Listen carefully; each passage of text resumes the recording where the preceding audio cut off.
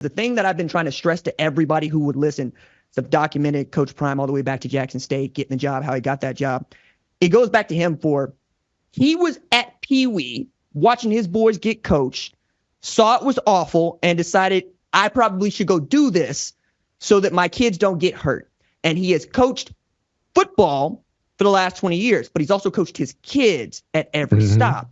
And now we're at a moment where it is getting ready and time for Shedeur to cash in on this. Now, the point that I raised that I get some pushback on is offensive line was booty. We know that, right? Gave up 50 sacks, but you can't get the quarterback's back broken and expect me to feel good about anything you're doing in this offensive line. They got Phil Lodeholt. They got one of my guys.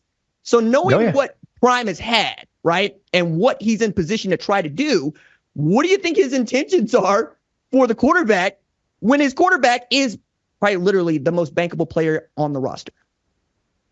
That's the part I worry about.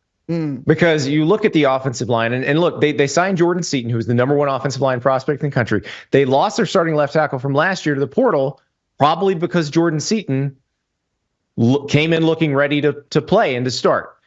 But I don't see a lot of depth there. I don't see a lot of, you look at who they took out of the portal. They had some guys that were somewhat well thought of in the portal. But let's be real here. There weren't a lot of all-American type offensive linemen in the portal because their teams paid to keep them. And so I don't know that Shedeur is going to be that much better protected. And remember, you're also switching offenses. Last year, you're in that Sean Lewis offense, which is it's the veer and shoot. It's the old Art Briles Baylor offense where you're catching the ball, you're throwing it pretty quick. It is protecting you from not having a great offensive line. And he still got sacked a bunch. This one, a little more old school, requires a little more time. Now, if you can run the ball, then perhaps it's not as bad. The rush is not going to be as bad. The defenses are not going to pin their ears back and come after you.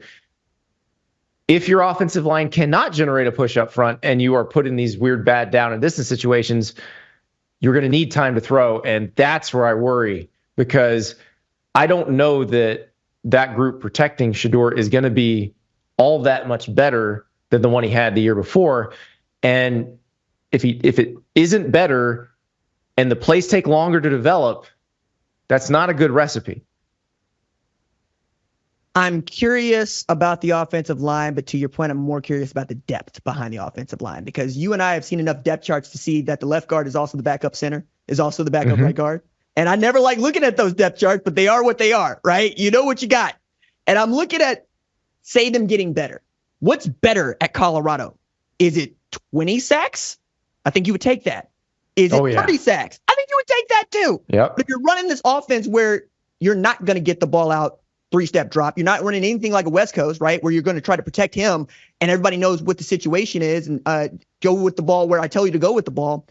I'm also looking at this, can you run the ball? To your point. Now, it feels like Friday Night Lights when they say we ain't got no running backs, because Alton McCaskill's gone, right? Didn't get much, but he only played 4 games last year. So I have they're bringing in Dallin Hayden, right? They're bringing in Trey Amos. They've got some guys who can run the ball. Dallin Hayden, when he got a chance to run it at Ohio State, did okay. Yes.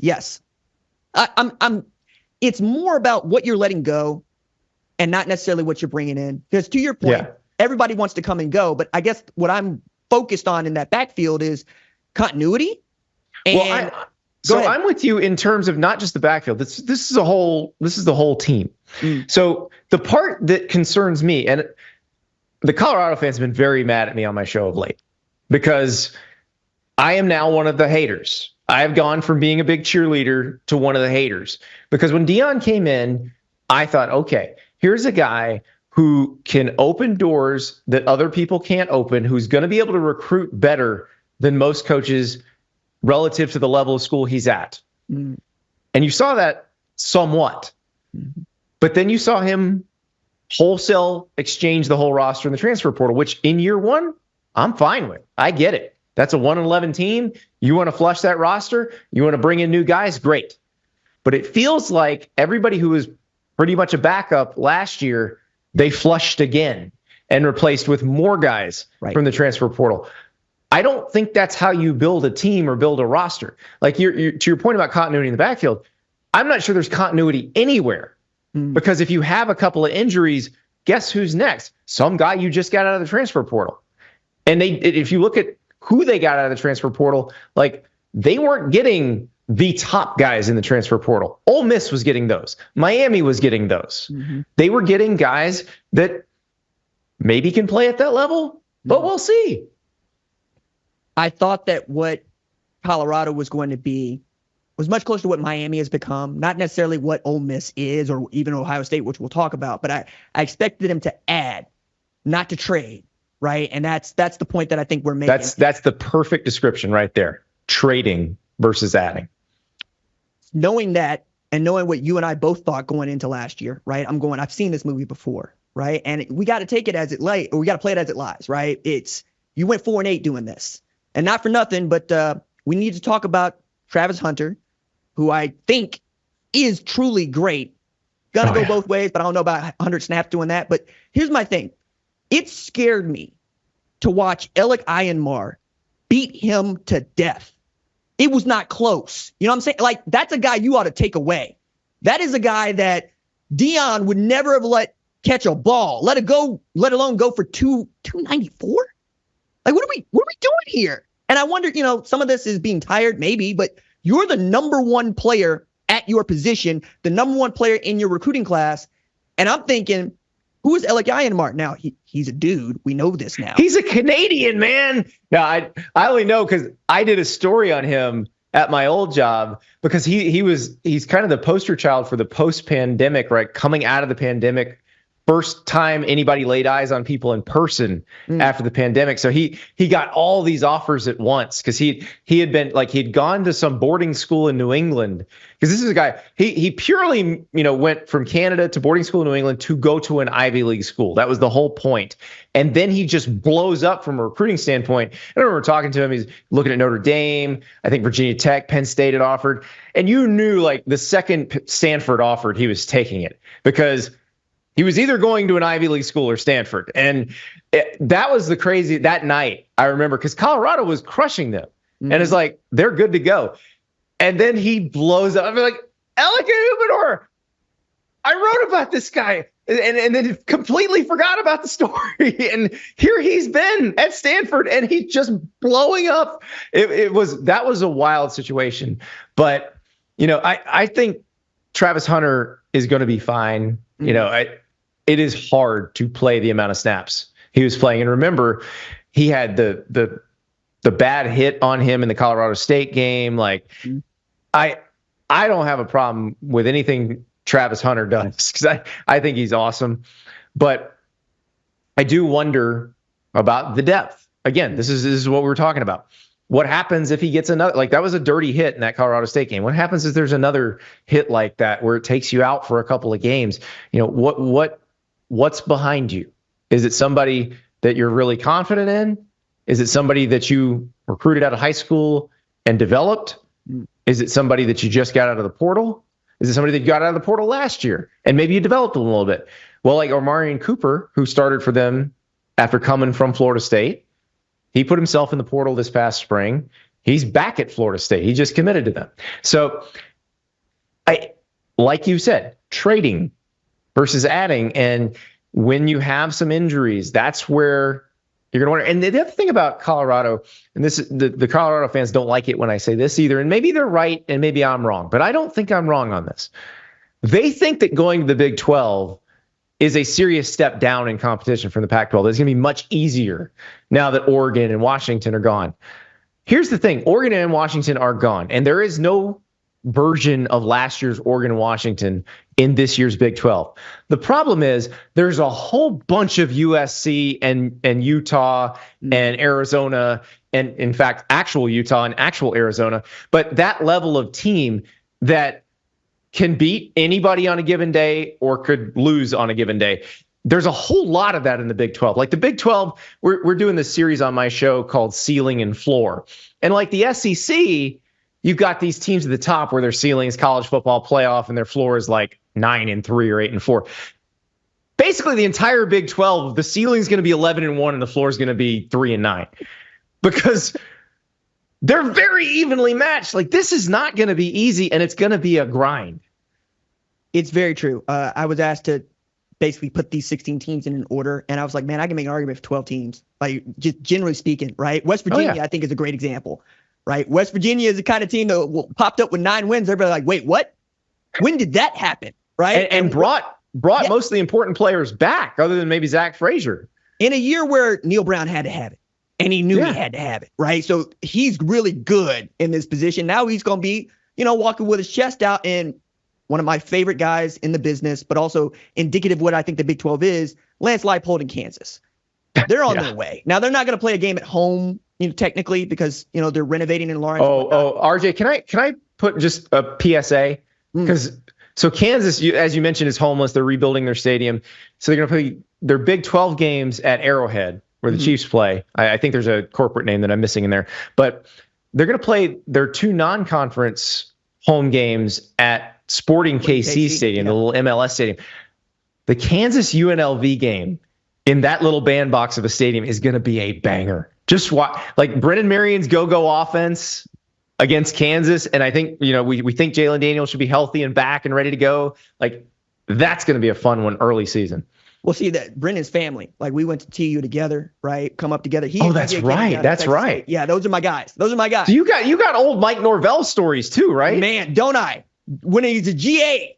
Yeah, Mike and I go back, Gus and I go back. But the thing about the UNLV thing that I can't quite pin down is Jaden Mayavas, he's at USC now. Yeah. Right. And he turned out to be the guy that actually made them go last year. Now, far be it from me, because Brennan's a better coach of quarterbacks than I am, right? He made it work at Howard before he made it work at UNLV. But I think the bigger point of Colorado is going to be up against it week in and week out is real. I would never put North Dakota State on anybody's schedule. I just wouldn't do it. I don't know that they're the North Dakota State of the last decade. David Braun, who is now Northwestern's coach, was their DC and was doing a great job there. I don't know that they are that.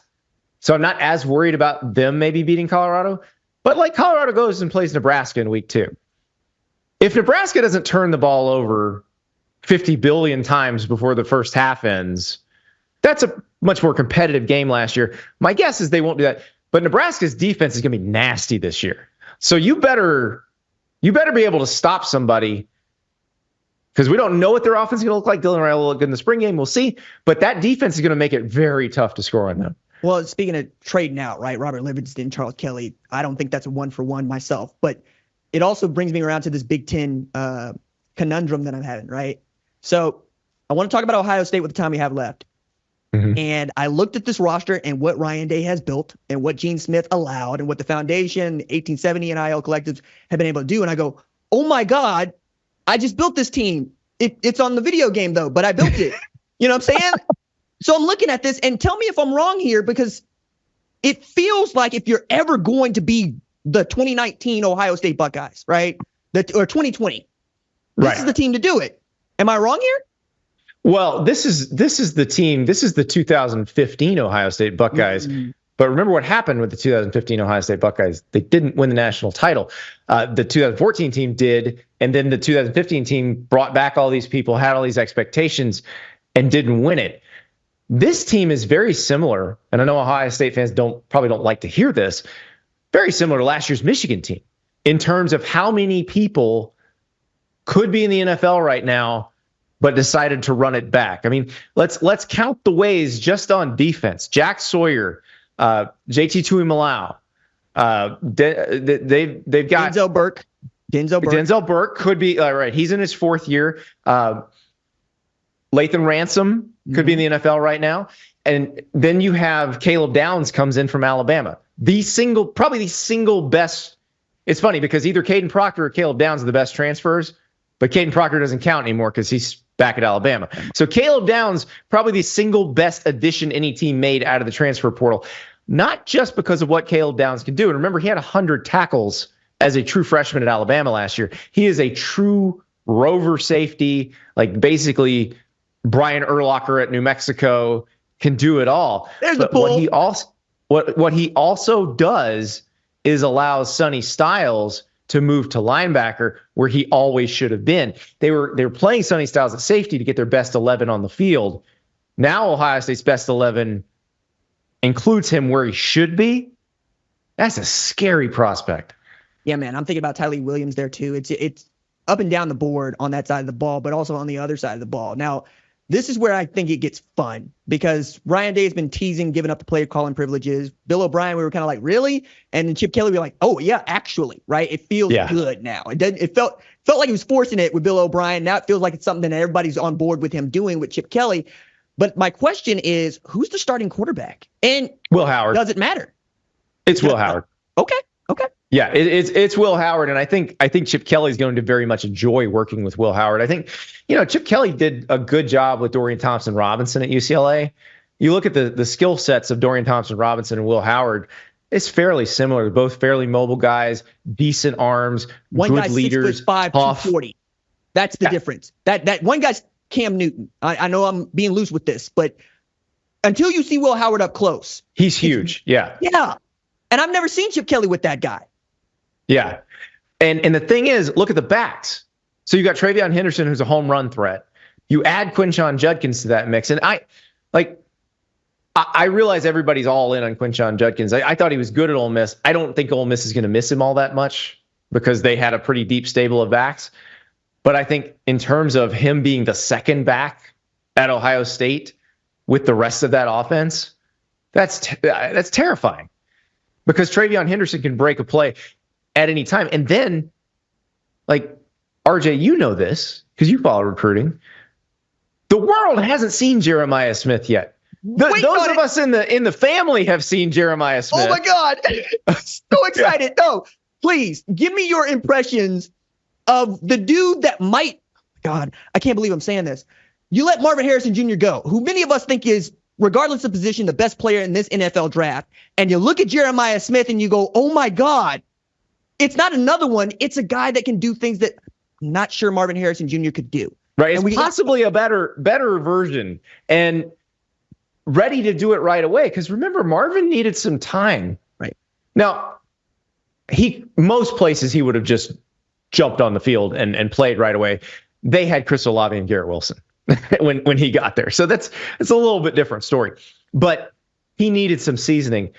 Listen, Ohio State has really good receivers, Emeka Ibuka, Cornell Tate, maybe Julian Fleming doesn't hit the portal. Brandon Ennis. Right. If Jeremiah Smith isn't coming in. Correct. So this is a guy who immediately announces himself as I'm the best receiver here.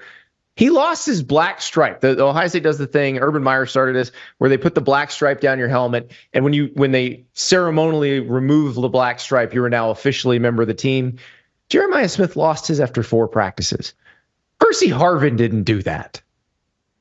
Mark Pantoni said it best. He's like, I don't want to ever put this on a dude that, just got here, but it's really difficult for me not to say that is the most ready-made freshman we've ever seen. And I trust Mark to the moon. I follow that dude into hell with a squirt gun when we're talking about recruiting. And that gave me permission, right? It gave me permission. Absolutely. To be excited about this guy. That's a guy who's seen a lot of 5-stars show up and either show out or wash out. And if he's not going to say that lightly, he's definitely not going to say that lightly. Last question for you before we get out of here. What constitutes success for Ohio State in 2024? A national championship. Everything else is a failure. And it's okay. That is okay.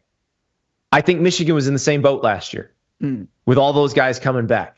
Alabama's in that boat a lot of years. Georgia's in that boat every year now. It's okay to say it like that.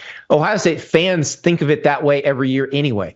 This time, you actually have permission within the team to think of it that way because they've got probably the best roster in the country.